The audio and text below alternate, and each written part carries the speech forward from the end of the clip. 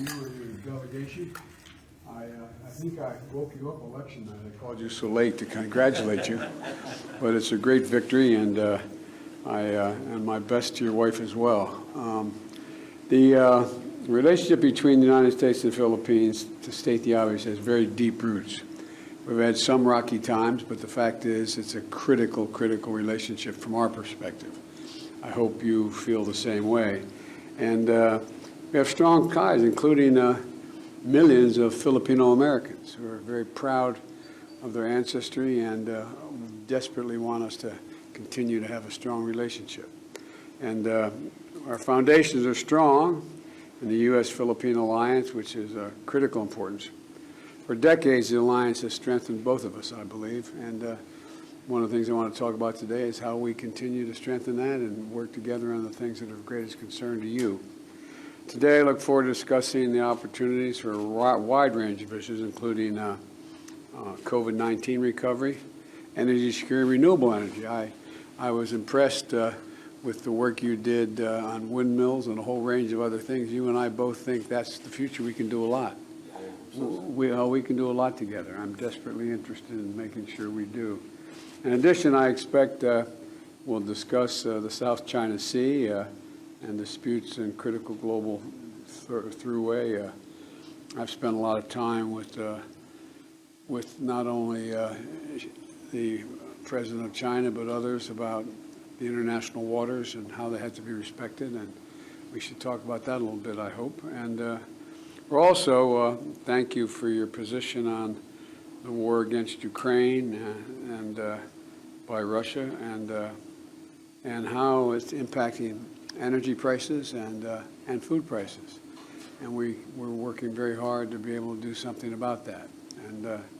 And so we want to talk about human rights, talk about a whole range of things, but I mainly am interested to know what's on your mind and how we can continue to strengthen this relationship. And again, congratulations. Thank you, Mr. President, and thank you. We're very happy for the opportunity to meet with you, despite the schedules that we both have to deal with. You came a little further than I did. The relationship, the 100-plus-year-old relationship between the Philippines and the U.S. continues to evolve as we face the challenges of this new century and the events that we have been watching over the past few months, really. So we have very much to discuss in terms of redefining, I suppose, in many ways. But the role of the United States in maintaining the peace in our region is something that is much appreciated by all the countries in the regions, and the Philippines especially.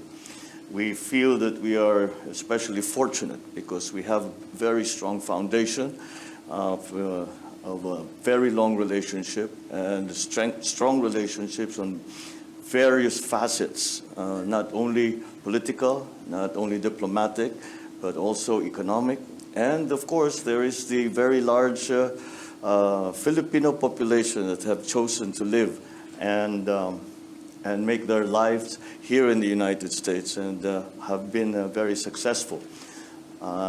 Again, we would like to thank the United States for the massive help that we received during the pandemic, with the provision of up to 35, almost 36 million doses of vaccines very early on, ahead of some of the other countries, and for that we are very, very grateful. We continue to look to the United States for that continuing partnership and the maintenance of peace in our region.